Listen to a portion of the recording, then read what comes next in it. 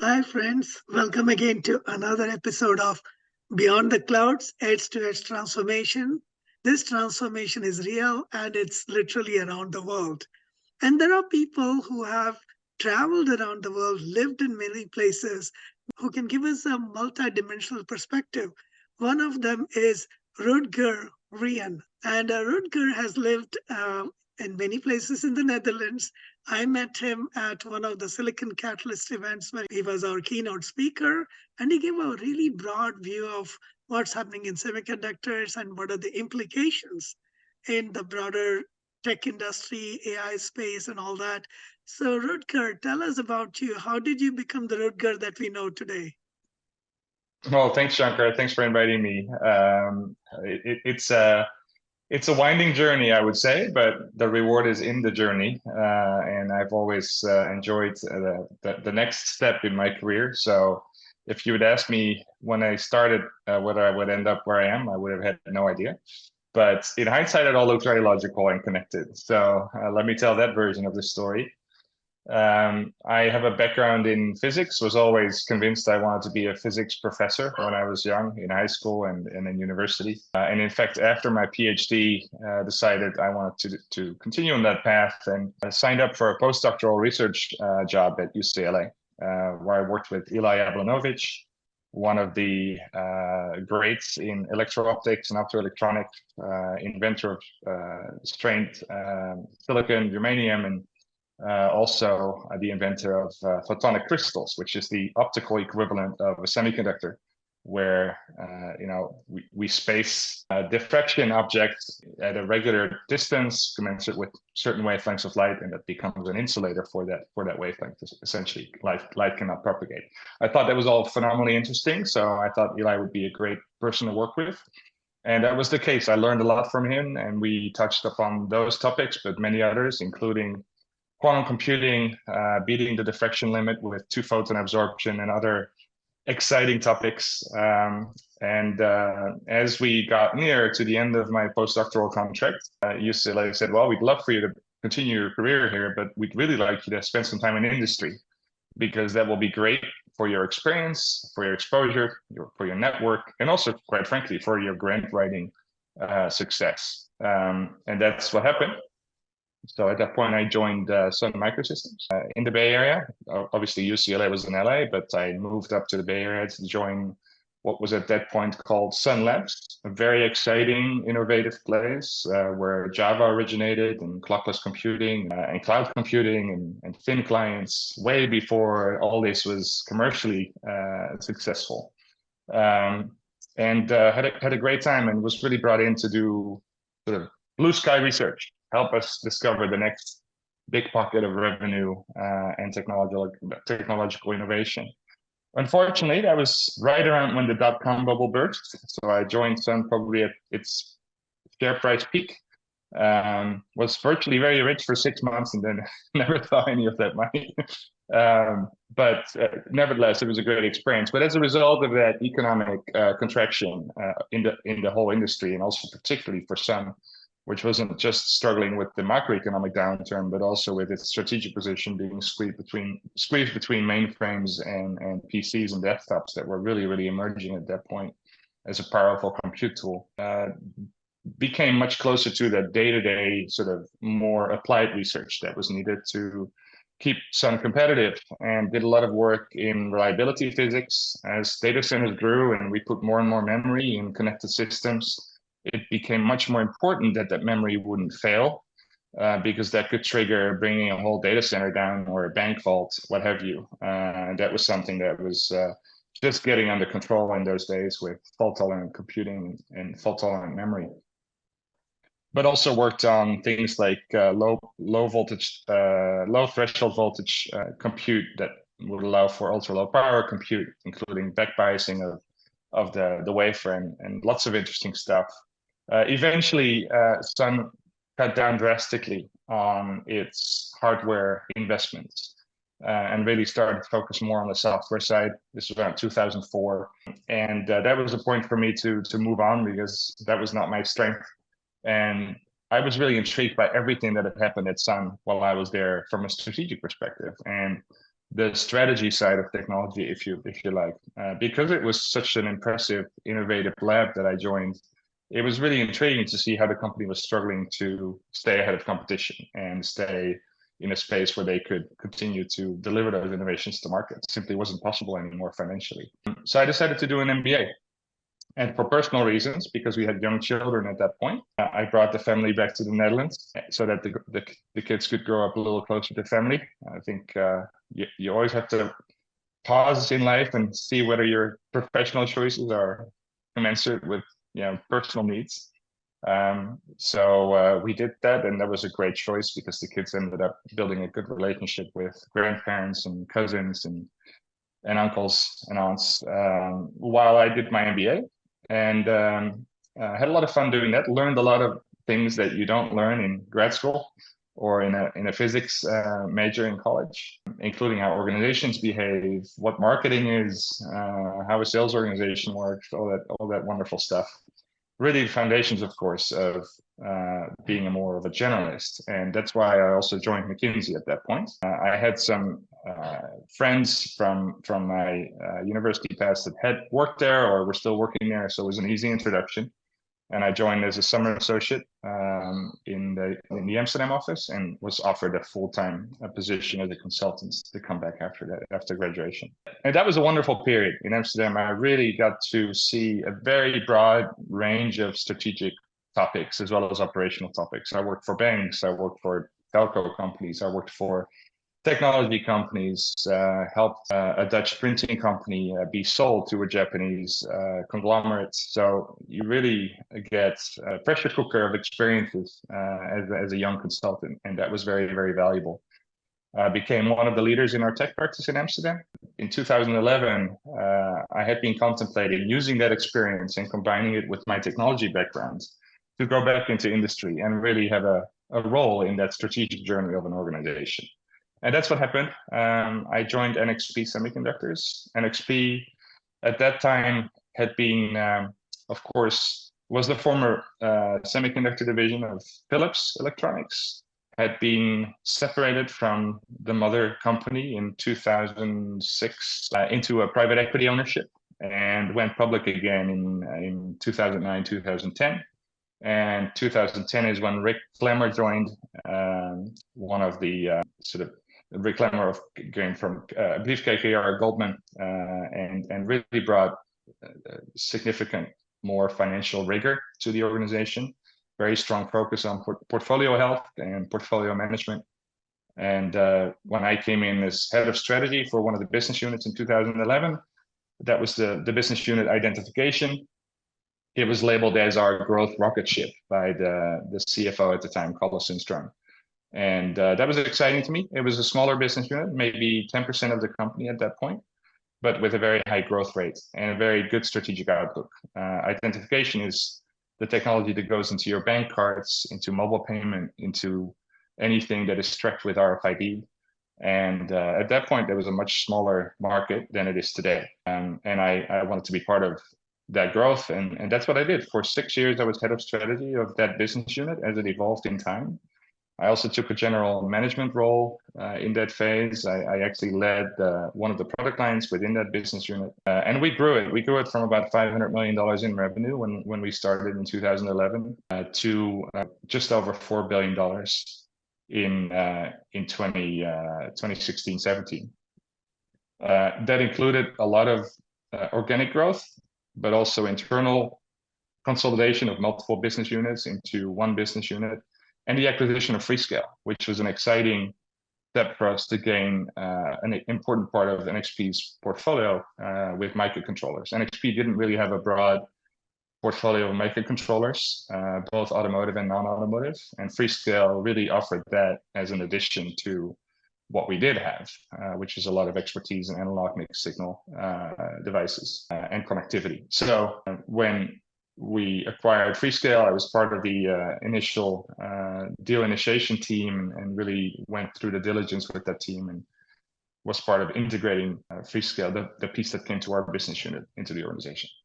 again, a lot of fun, a lot of learnings, and a great time at NXP. Of course, then we came to a bit of a quieter period because Qualcomm decided to buy NXP way back in 2016. The deal was closed. There was an 18-month contract to get it done, and nothing happened because, well, a lot happened. We prepared for the integration together with Qualcomm, and it was a very exciting set of interactions to see how we would structure the combined entity, how we would really help Qualcomm diversify from being a mobile company to automotive and IoT, and of course gain significant market strength for our part, NXP. But the approval never happened because China didn't say it couldn't happen, but they also never said it could. The contract was extended by 3 months by Steve Mollenkopf to make it a 21-month contract, but at some point Qualcomm had to move on strategically and had to dissolve the contract. That was too long for me to wait because as a head of strategy, you can't do much when you're under the gun of such a contract. So in a situation like that, typically there's a lot of inbound interest from headhunters and opportunities that come your way. One of which was returning to McKinsey and returning as a partner in our Silicon Valley office, which is what I did. I had two great sponsors that brought me in as a direct elect partner to the firm and helped me with the initial sort of set of client opportunities. And from there, it took off pretty rapidly because Semiconductors, as you know, has gone through a really exciting growth phase in the past few years. When I returned to the firm, I thought I would have to broaden out again to a broader tech portfolio. But as it stands, I've spent 99% of my time with semiconductor clients across the whole value chain, and I'm now one of 5 co-leaders of our semiconductor practice in North America. So that's how we got here in the Bay. As part of the Silicon Valley office, I live in Los Gatos, which is, I think, all the way on the right in this picture, down in the South Bay, on the way to Santa Cruz. It's a good 40 miles south of the city, and do a lot of work with semiconductor clients. And as it goes, you start to recognize some patterns of what is going on in terms of innovation in the industry and where people are asking questions. And one of the big questions that we got as a firm is, where is compute going? What does the future of compute look like? And of course, there's always snippets of that: quantum computing, neuromorphic computing, accelerators, liquid cooling. For me, I didn't have an organizing framework. I didn't really know how to put all those pieces in the right place and which one was important, which one was a temporary, interesting phenomenon. Until I started really digging in and came across a Turing lecture by John Hennessy and David Patterson. Of course, everybody that's done any kind of computer science or circuit design knows Hennessy and Patterson. They're kind of the godfathers of computer architecture. And they had won the Turing Prize, I believe, in 2016 or 17. And in the following year, they gave their Turing lecture. And what they were really emphasizing was the dawn of a new era of opportunity for computer architecture innovation. And the driver for that was the fact that if we look at our process technology progress, i.e. Moore's law, right? The fact that we have been able to double the transistor density every 18 months or so for the last 60 years, which is an incredible exponential curve that has really enabled all the tremendous progress we've seen in compute, digitization, and automation, and information technology that we have today. That progress is finally slowing down. Of course, the death of Moore's law, as people call it, has been predicted many, many times. But if you just look at the data, we are about a factor of 10 behind where we would have been if we had adhered to that law unabatedly. A factor of 10 is a big deal, right? It means that your return on investment, your marginal return on investment of pushing that progress further is coming down. And we all know that progress at the leading edge of process technology nodes, we're now around 3 nanometers. We're trying to get to 2 nanometers and below. That progress is extremely expensive. A modern fab costs well over $10 billion. The scale that you need for that fab is gigantic, meaning only a few players can really afford to do it, which is why you've seen the tremendous consolidation into large foundries over the past 2 decades. But also the chip design. To design a chip at that leading edge is extremely expensive. So just relying on the technology nodes to get us further in terms of compute performance, as we may have been able to do in the past with more general purpose architectures that would simply benefit from that density increase every 18 to 24 months.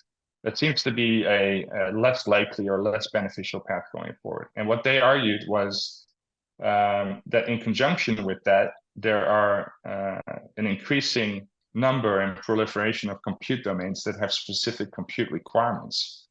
And as a result, the logical conclusion was it will probably be more beneficial to start looking at specialty architectures or domain-specific architectures that are particularly tuned to the domain-specific requirements and tasks, compute tasks, that are needed to function in that particular context, which will allow you to really optimize the architecture and take out, unnecessary structures, latencies, bottlenecks that would constrain you if you stuck with a more general purpose solution.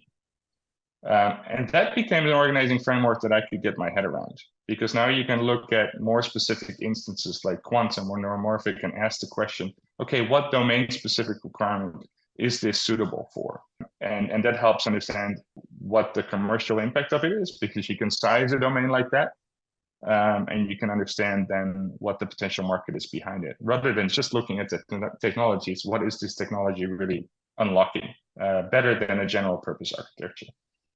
And then, of course, you can start to look at things like inference at the edge, where potentially neuromorphic or neural chips have a benefit from an energy efficiency and footprint efficiency perspective. Or NP hard problems, as we call them, where quantum might be an opportunity to address them more specifically, but only specifically, right? Domain specifically.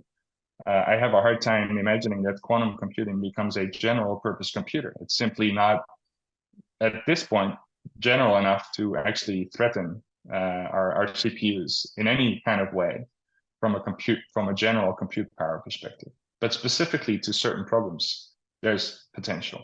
So that was the genesis of my publication on that, and the talk that you saw in September at Silicon Catalyst. And it's exciting because once you have that framework, you can see also all the startups that are playing this space.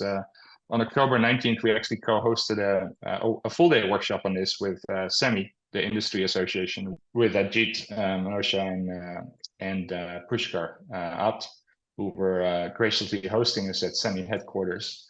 And we had several startups like Sima.ai, Cerebrus, Edge.ai, all with a clear focus on a very domain-specific compute need, whether it's in the cloud or at the edge, or even within the cloud for specific workloads.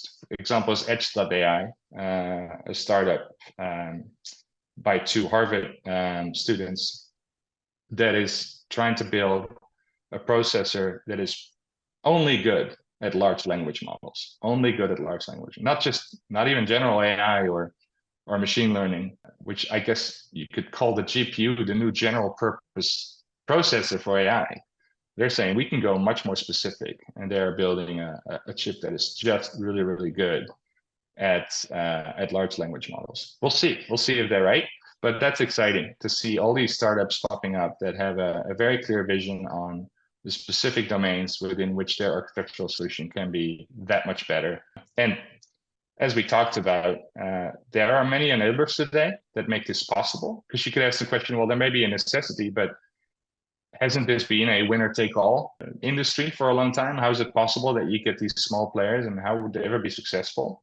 Well, there are a few very clear enablers. I think one enabler is the prominence of foundries, right? If you have a clever chip design, you don't have to have a fab. Foundries are available to anybody that can tape out a design and send it over to a foundry for production. Now, I'm simplifying a little bit, but in principle, there's a manufacturing platform for smart ideas. Second enabler, if you have a design that is going to be particularly useful for a cloud workload, you don't actually have to go to 50 or 60 enterprises in the world and sell your chip into their data centers. All, quote unquote, you have to do is work with cloud service providers, of which there are a limited number, and convince them that you have a better mousetrap. Of course, there are many, many complications that come with this. That better mousetrap has to function in a heterogeneous infrastructure. You actually have to have a software stack that talks to that hardware that doesn't dilute its compute power and efficiency. So I'm not trying to marginalize the complexities, but in principle, there is a cloud infrastructure in which you can embed your better hardware solution if it's truly better. And of course, what you see now is that many of the cloud service providers are capitalizing on this for themselves, with AWS having acquired Annapurna and building their Graviton chip. Microsoft just yesterday announcing the Maya and Cobalt chips. Cobalt's an ARM-based general purpose processor, and Maya is their AI engine that they want to start blending into their data center infrastructure. So it's not always startups. This offers the opportunity also for incumbents to really focus what they need in terms of the design for their specific use cases. Other enablers are the fact that we have something emerging called advanced packaging and heterogeneous integration. This is the technology where you combine multiple chiplets in a single package. There are many reasons why you would do this. I've mentioned already that single large monolithic chips at the leading edge are very expensive, but perhaps you can cut that chip up into chiplets, including allowing some functions to exist at older, cheaper technology nodes with better availability and less competition from other leading edge players. For example, the I/O functions or the memory functions or any other functions that you might need in your specific solution. But it also offers the opportunity for a domain-specific chiplet to be embedded in such a package and provide a very specific compute function next to all the other stuff that's going on within that device that was built for a particular application market. I think there are a lot of enablers. We described this also in our article in much more detail. And then there are the challenges, right? Well, how is it possible for startups to build both the hardware and the software stack? How do you do that at the same time? How do you compete at scale? Is the only exit for startups to be acquired eventually by one of these incumbents, or is there truly a potential to grow into an independent company? How does it work with EDA design tools? Synopsys was one of our speakers at our workshop and talked a little bit about how they enable this trend with their tools. So a lot of things are coming together or have to come together for some of these innovations to make it commercially to market. But I think we're in an exciting phase where if you wind the clock back 10 years, nobody wants to invest in silicon, right? All the VC money was going into software, and you see a lot of interest now on the back, of course, of a lot of macroeconomic and geopolitical debates, a lot of interest now to direct seed money and PE money to semiconductors. Do you think we are now at a point where we can say in the next few years, we would have solved the global supply chain issues that we've encountered over the last few years in semiconductors? Are we able to kind of pace ourselves and make it possible to even out the ups and downs we've seen in semiconductors, do you think? Well, it's an interesting question. If you go back to just before COVID, we were all saying, a lot of us in the semiconductor industry and strategists looking at the cycles, that we had succeeded in making this a much more predictable industry with much shallower cycles because of the fact that there had been a lot of consolidation, so players could be much more rational. Everybody was looking at their limited set of neighbors to determine how much to invest in capacity and whether projected demand was real or not. There was, let's say, a high level of control, and therefore we did see weaker cycles, and it seemed like there was much more of a just progressive trend of upward growth. And then, of course, we saw what happens when that equilibrium is disturbed, initially through COVID, which created a huge demand surge, as opposed to what people thought initially, right? If you look at the March forecasts for all semiconductor end markets, they were immediately adjusted downwards because people thought that the COVID epidemic would create a macroeconomic slowdown and therefore impact all semiconductor markets. What happened was the exact opposite. The only, except for automotive and some industrial segments, all the other end markets actually saw higher demand, even in the COVID year itself, 2020, than was predicted before COVID came on the scene. So instead of going down, it went up. That was, of course, due to the fact that we had people working from home, that we needed to invest in home electronics, not only PCs, but also game stations for the kids that were locked in the cellar the whole time, and the infrastructure that was needed to allow for Zoom calls. So we saw a general boost of semiconductor demand across the board, except for the people that were late to the party and raising their hand again, that they also saw increased demand, which was automotive. And that's what led to the tremendous shortages we saw in automotive, because by the time they were trying to sign up for capacity, it was already spoken for. And it took them a good 2 years to get back to normal. And some manufacturers are still suffering. Oops, sorry, just get a call here and decline. Some manufacturers are still catching up. And of course, we've all heard the stories of parking lots full of cars because they were missing the windshield wiper chip. So it's not always the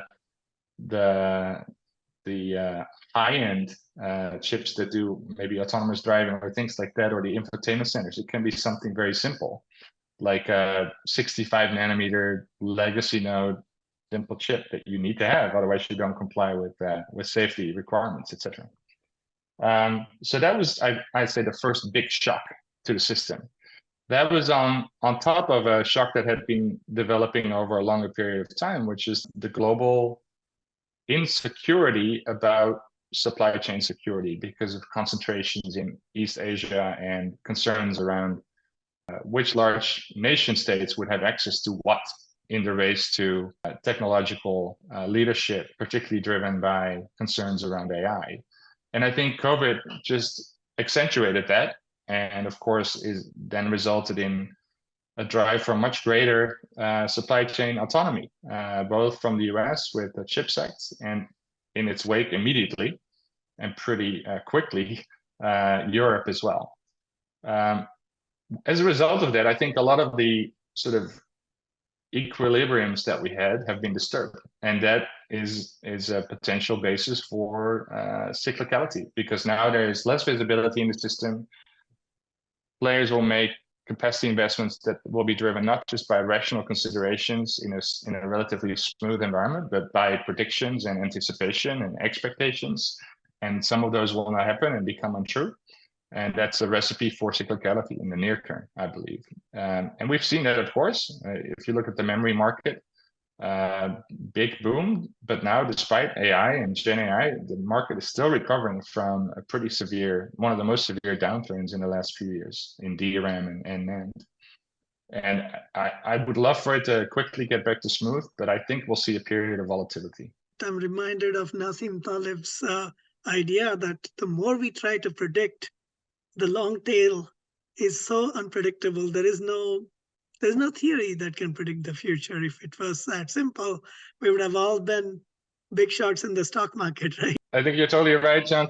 This is also, people often ask me, because I work at a large consulting firm, is where do you see the economy going? And my answer tends to be, it will be driven by the next random event that we don't expect. Because if you look at how the economy has moved around in the past few years, that's exactly what happened, right? Every time we thought we understood what the next stable state was, something unpredictable happened. And unfortunately, that is the case, right? We are in a world where we have the illusion of predictivity, and instead we are confronted with the outcomes of a lot of unpredictable events, or at least not predictable for everybody. Security is becoming a huge issue also, as you also alluded to it.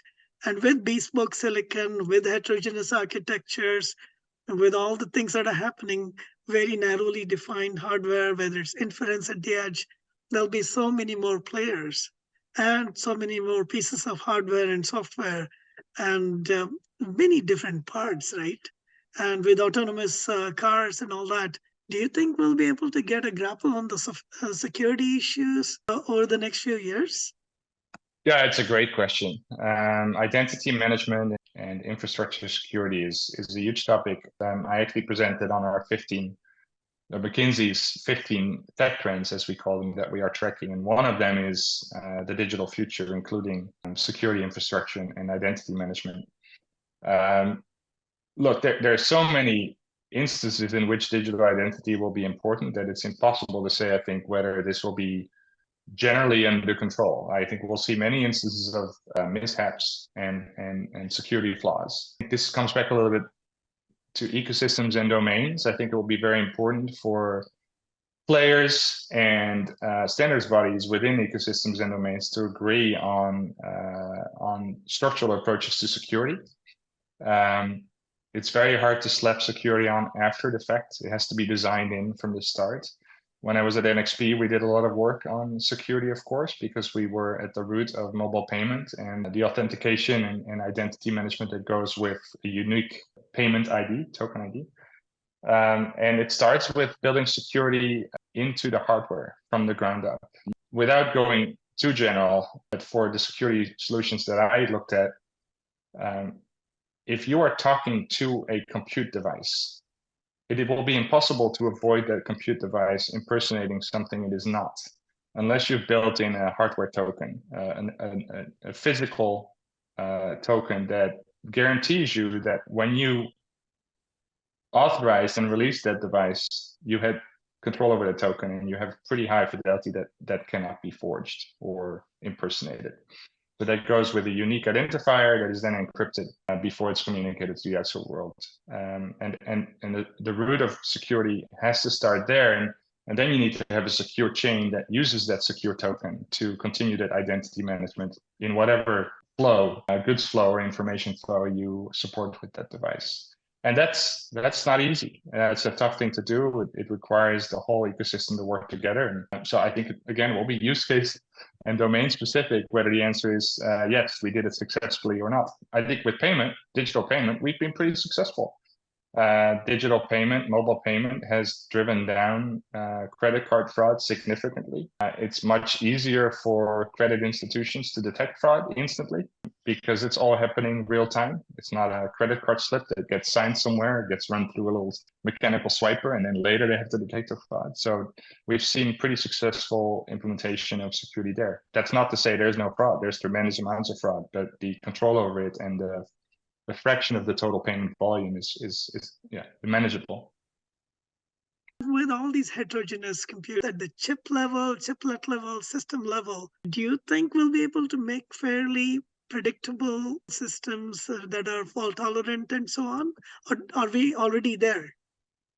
I think we have made tremendous strides. If you just look at the reliability of many of the cloud services that all of us use, right? I think the trend that you've seen with enterprises trusting their most intimate digital processes to the cloud is, I think, a pretty clear proof point that we've come a long way without having seen overwhelmingly major incidents that have deterred us from continuing on that track. And I think you'll see a continued push of enterprise processes going into the cloud simply because of the total cost of ownership that it brings and the ability to upgrade to the latest and greatest digital solutions that would otherwise require an internal sort of IT transformation. I think you're right. We'll see tremendous heterogeneity, as I argued before, because we'll find that we want to optimize for specific workloads and specific tasks. Otherwise, we'll suffer the inefficiencies that come with going with general purpose architectures, monolithic architectures. Inevitably, that heterogeneity will require modularity, redundancy, and also abstraction layers between the different parts of the infrastructure, right? We'll have a hardware layer, we'll have infrastructural layers like hypervisors and workload managers that need to efficiently use that hardware layer. So we'll have to have some level of abstraction that will allow that to happen. I'm not a data center architect, but I think the prize at the end of the rainbow is too big for this not to happen. And I think that's where everything is pushing right now. You have advised many large and small companies, and the rate of change seems to be accelerating, Rutger. As you correctly pointed out, there are real trends, and there are these little wavelets of whether it's Gen AI and blockchain and so on. What advice do you give to people now who say there's pressure from their board to make changes? Everything is going well, but if you're not doing AI, the stock may go down. Your competitor is doing AI. Yeah, it's a great question. I think there are different ways to approach the problem, right? In the end, there's going to have to be a question around what value are we actually unlocking? And that comes back to, as an organization, whatever we do, what are the use cases that we believe we could actually unlock with this new technology? And what would be the value at stake for us? How much productivity increase can we expect in our software organization from using a Copilot? How much can we unlock in capital equipment efficiency by layering machine learning onto our fab equipment?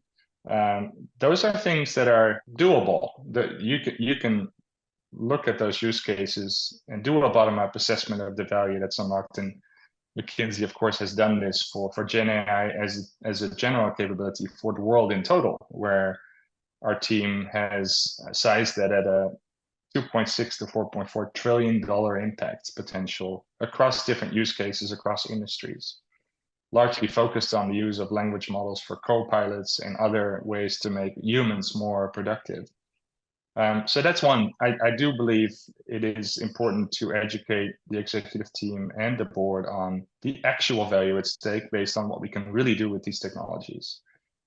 But there's a flip side to that. If you only go use case by use case, you will often find that individual use cases are insufficient to justify the investment. The ROI sometimes just takes a long time to develop and may only be available if you enable multiple use cases and build a true capability platform that means that you have people in-house that can really drive these solutions into the organization, do the change management, make sure that we get through the initial hurdles of disappointment and things like that.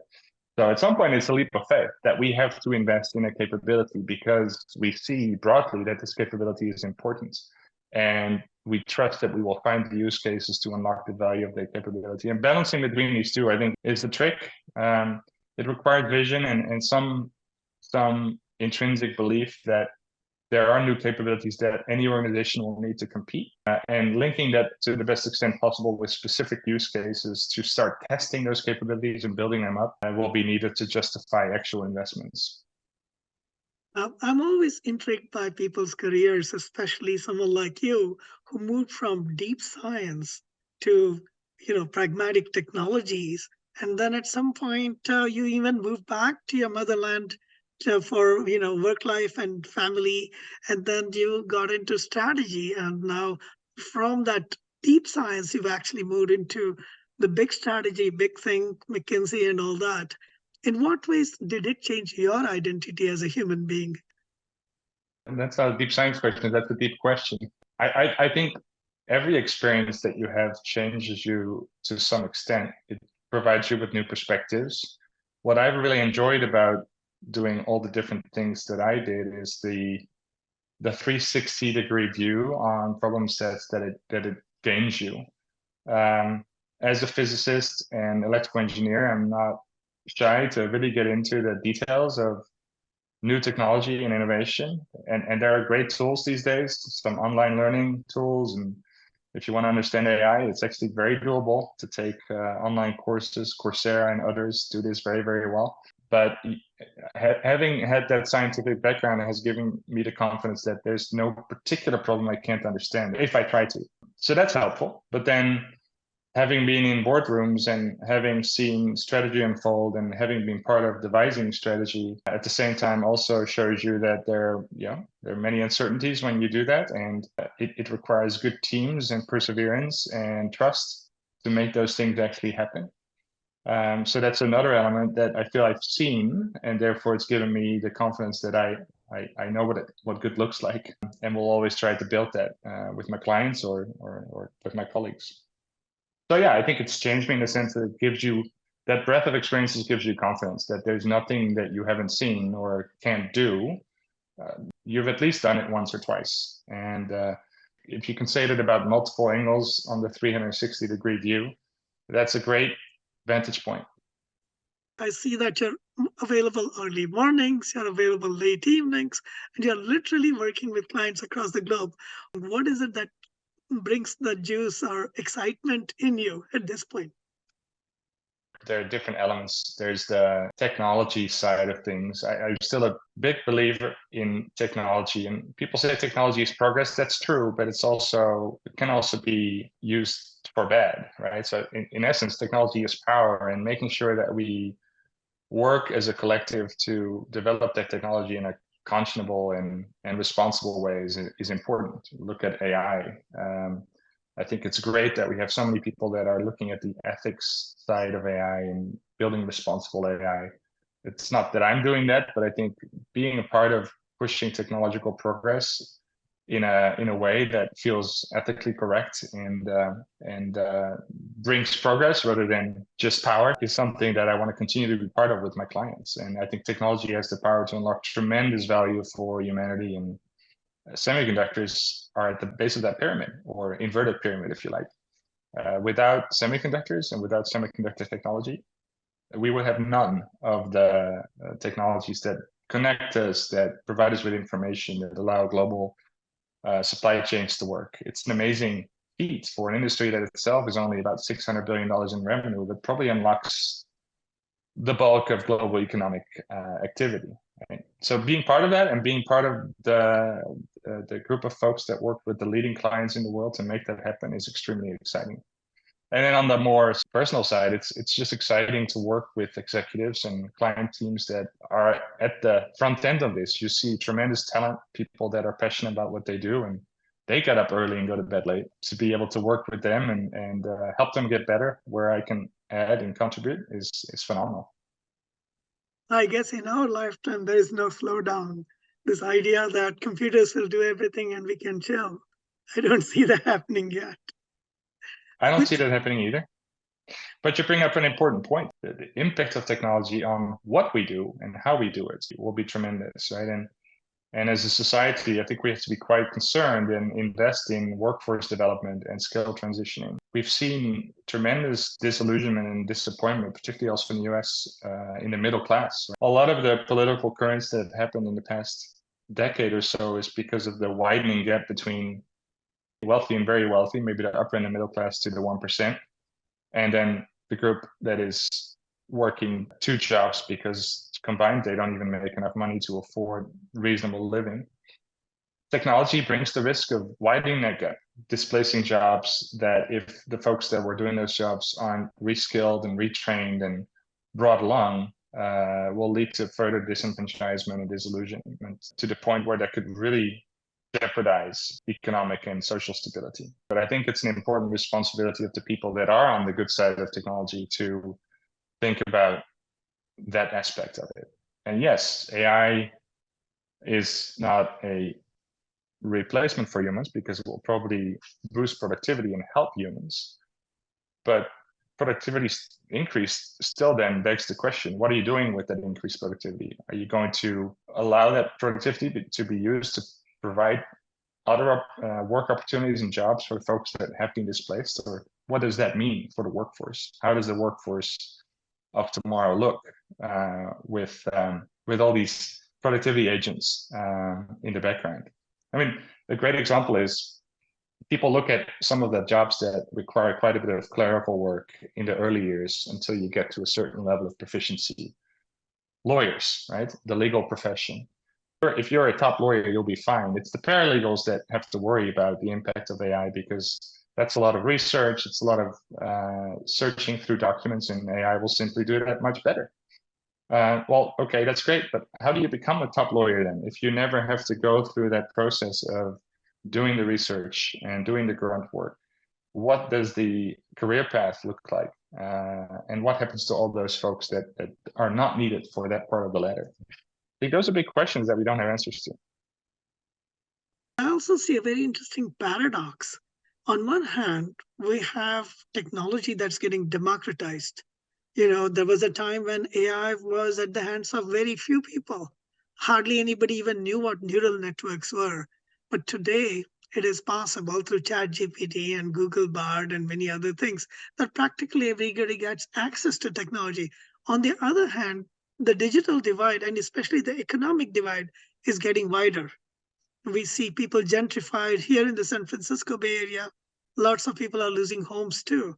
So what's happening here? If technology is getting democratized, one would have expected that the results of technology would also get distributed more evenly, but that's not what's happening. I don't quite understand it. What do you think is happening? Yeah, it's a great question, Shankar. I think the use of technology is democratizing. Pretty much everybody has access to some kind of smartphone, and that unlocks a lot of the tools that are available, of course, online. But I don't think it has democratized the economic value creation from technology. There is a tremendous amount of concentration of economic entitlement, right? Just look at how the market cap of some companies has exploded in the wake of AI. A handful, but significant companies for the world have exceeded trillion-dollar market caps, up to $2 or $3 trillion market caps, and represent a large part of the S&P 500 or NASDAQ, whichever index they're part of, as well as a large part of economic value creation in California or even of the US. So even though the tools that they have built democratize access to technology and information, the economic value creation is not democratized at all. If anything, it's more concentrated because of the scale and network benefits that these companies have from deploying their solutions, which really creates a winner-take-all kind of a network effect that they're benefiting from. So it's a big social question. I think technology is truly at a place now where it's advancing more rapidly than social structures typically evolve. Of course, we've seen social structure disruptions in the past, the Industrial Revolution, the post-war boom. They've all had meaningful impact on how workforce is organized and what people expect out of a career and a personal development. But I think that pace has increased to the point where it's just that much harder for social structures to follow. So we have to constantly work at it. We can't just think it might happen by itself. In fact, even the definition of intelligence and creativity are being challenged.